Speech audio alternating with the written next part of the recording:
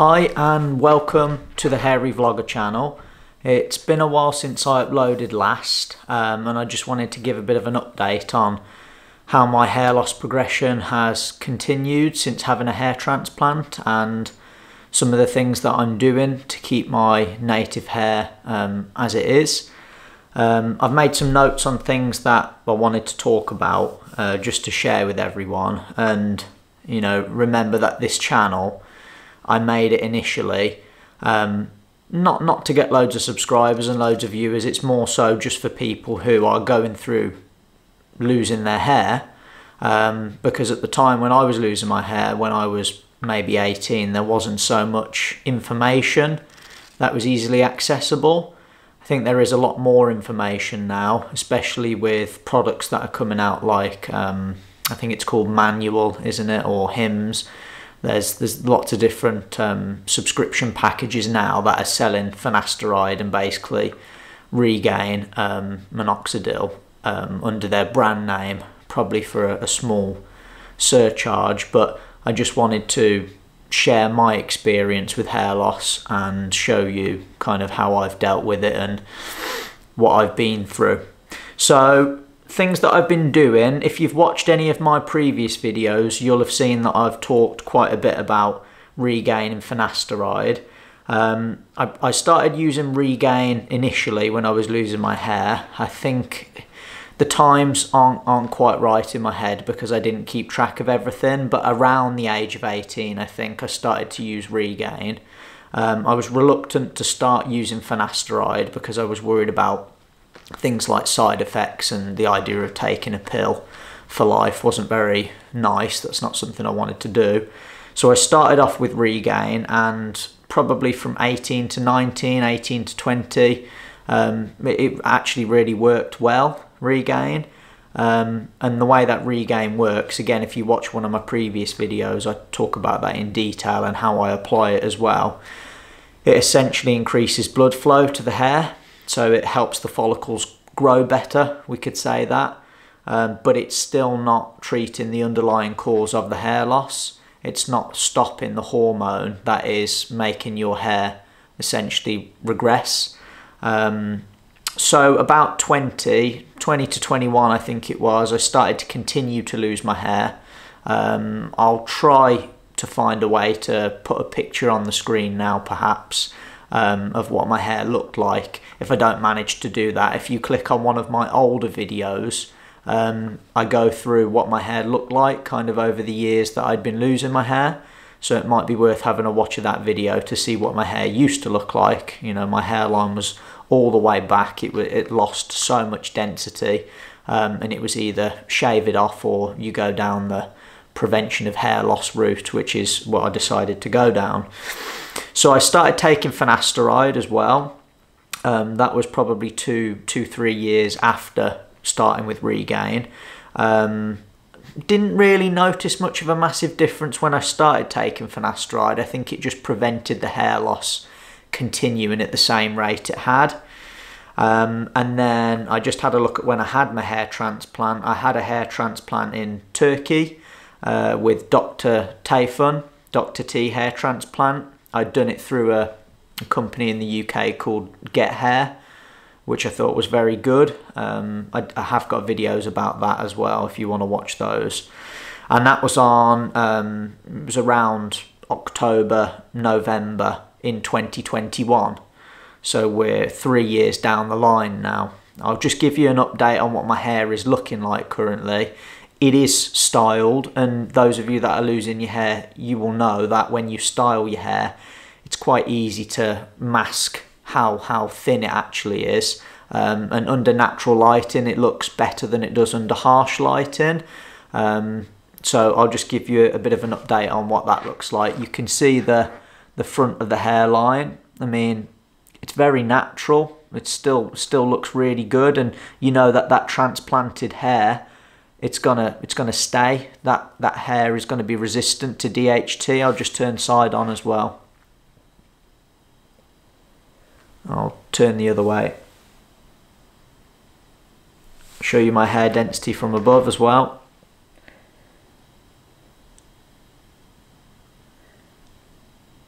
and I'll try turn around a little bit just so you can see the back of my head where the hair would have been transplanted, moved from. This side, I did show on a few of my older videos, I felt like this side was harvested a little bit more than this side. I'm still not sure why in the procedure that happened. You would think that to get the best, you know, the best aesthetic view of the back of the head, you would do it equally on both sides. Still not sure about that. But it doesn't cause me any problems now. I'm not really worrying about that, so I'll turn around so you can see.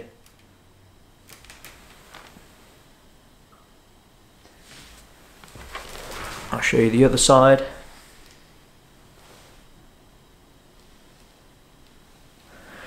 Some people worry about getting a skin fade after they've had the hair transplant. I'm actually due a haircut tomorrow and I always get a skin fade. And I find actually having a skin fade makes it less noticeable because the hair's not there. But I don't really worry about the back of my head now. I think it looks absolutely fine. Pleased with the hair transplant. And my next point that I wanted to talk about is thoughts on that. Thoughts on the transplant, how that's gone. Thoughts on how my hair looks now. I feel like my hair has continued to thin. So even being on finasteride and minoxidil, hair loss is progressive. It will continue. It's kind of like covering up a leaking tap when you use finasteride. It still kind of leaks through a little bit. And that hormone will still affect your native hair. So the game is basically you've got to have a long-term plan of how are you going to keep as much of your native hair as possible alongside your transplanted hair. The transplanted hair is not going to fall out, that's going to stay because it's resistant to DHT. That's why when you see old men that have lost their hair, they still have this kind of band around the back and the sides because it's resistant to DHT. So I'm not worried about the transplanted hair, but the problem is the other hair, my native hair, that is still susceptible to being lost, basically. So we need to keep up with finasteride and keep up with minoxidil to give it the best chance of sticking around. You're always going to lose hair, but you can still have the illusion of density as long as you keep around, it's just above 50% of your hair, so you can lose about half of your hair. And as long as you've got the other half still, it will look just as dense. So it's trying to keep that density. That's the plan. I do feel like it has continued to thin a bit, especially in the mid region. So behind my frontal hairline, the mid region, the vertex, and also the crown a little bit. I'm not as worried about the crown because I feel like I can swoop things over at the back a little bit so you can't see it. But it's this kind of middle part. I have looked at getting another hair transplant, a second one, just to increase the density. I think my donor area still has more to give, and I could probably have a few thousand grafts put in the top of the head again. But you've got to think of your hair loss in more of a long-term time horizon rather than just now. Because if my hair continues to thin massively over the next 2-3 years, you know, that will continue to happen regardless of whether I have another hair transplant, and you want to plan that accordingly. So I'm happy with my hair at the moment. You know, I'm much happier than I was when my hairline had receded. And under the right lighting, it looks absolutely fine. I'll probably wait until I'm 30, so another couple of years, and see how the hair loss progresses, and then think about having it done. I have had a consultation, just an online one like I did before, and it's not expensive, but it's not about the money. They had quoted me, because I've had a hair transplant before, you have a little bit of a discount. They'd quoted me, I think it was 2,900, and then obviously you've got to get your flights on top of that. Which I think it was worth it. It was the best money I'd ever spent first time round. So I think I'd probably feel benefit again having it done. But the procedure wasn't very nice, so I don't really want to have it done if I don't have to. And also, I want to prolong it until I go and get another one, to be honest, see how long I can wait with what I've got now. I wanted to talk about some of the products I use, so just an update on what I have been using. I still use finasteride, so there's your finasteride, see if I can get it to focus. I just get this from Lloyd's online pharmacy. It's just tablets. I think you can buy it as Propecia as well, that's more of a brand name. Finasteride, same thing, cheaper. So I take one of those every day. Same time, I use Regain as well. You saw my video on how I use Regain morning and night. I still do that. To be honest, I kind of use it as a bit of a pre hair styling product before I dry my hair. And you just get it into the scalp. How much it's working now, it is still hard to know, isn't it? I mentioned that in a previous video. Unless you go back in time and then stop using it, you can't compare how well it's working versus if you hadn't used it. But it is recommended that you carry on using those hair products that will prevent any more native hair loss. I use, it's a big bottle, and it's a big bottle because it's quite expensive stuff, and I tend to buy it in the big bottles because it's better value. But I use this Waterman's hair shampoo. I don't think it's led to any growth of hair. If you look at the reviews online, it's all very good. I just use it because it's a good quality shampoo that is full of all the stuff that you'd want. It's got caffeine in and things that are meant to be natural DHT blockers. I just find, for me personally, it feels really nice to use, and I don't want to use, I don't want to risk using a different shampoo that might affect my native hair. So I just tend to buy quality shampoo, and as a man, we don't tend to use much of it anyway, so this lasts forever. I do use the conditioner as well, but I've left that upstairs. But that might be worth looking into. It is quite expensive stuff though, but if you buy the big bottles, they last a long time. You don't have to use loads of it. I don't leave it in my hair for 4 minutes. That's what it says to use it for, something like that, 4 or 5 minutes. Who's got time to stand in the shower letting it soak for 4 or 5 minutes? And that's probably because it takes that time for the stuff to soak into your scalp. But if you're using things like Regain anyway, you know, you probably don't need to be leaving it in your hair that long. But obviously having a clean scalp that's free of things like dandruff is going to help retain more of your native hair. So those are the things I use. I take multivitamins as well. I know online it says you can take biotin. Biotin's meant to be very good for hair and things like that. I think a multivitamin works just fine. Making sure that you're getting your omega-3 as well, having fish oils. How much it helps, don't know, but you know, having those nutrients in your diet can only help your health in general, can't it? And if it doesn't, then, well, it's not going to harm it, I don't think. At the end, I wanted to talk about just hair loss talk, being realistic. So obviously I'm happy with my results, and you've got to determine what result you would be happy with.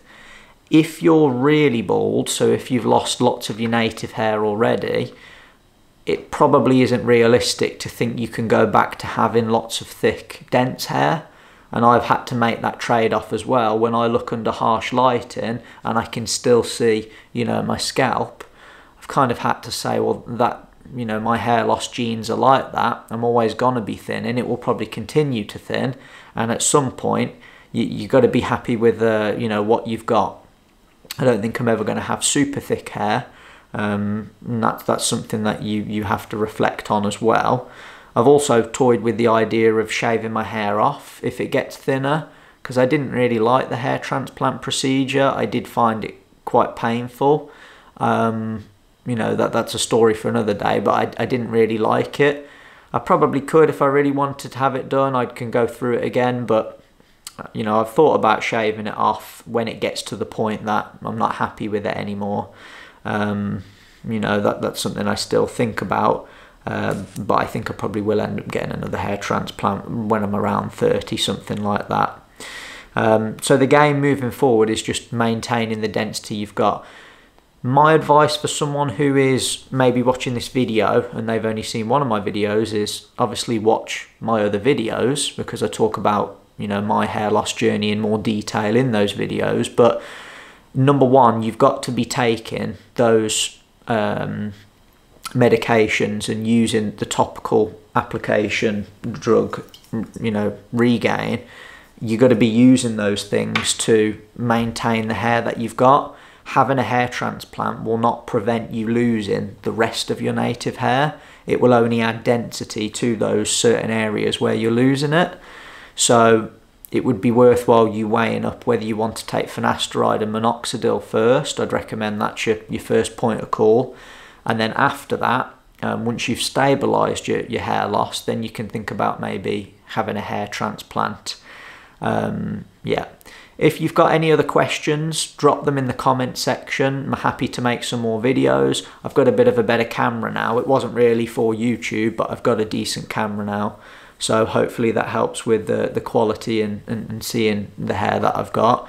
Any questions you've got, ask away. Maybe I'll make a video like a question and answer if I get enough comments and enough engagement that it's worthwhile doing that. So this is the update. Hope that's helpful.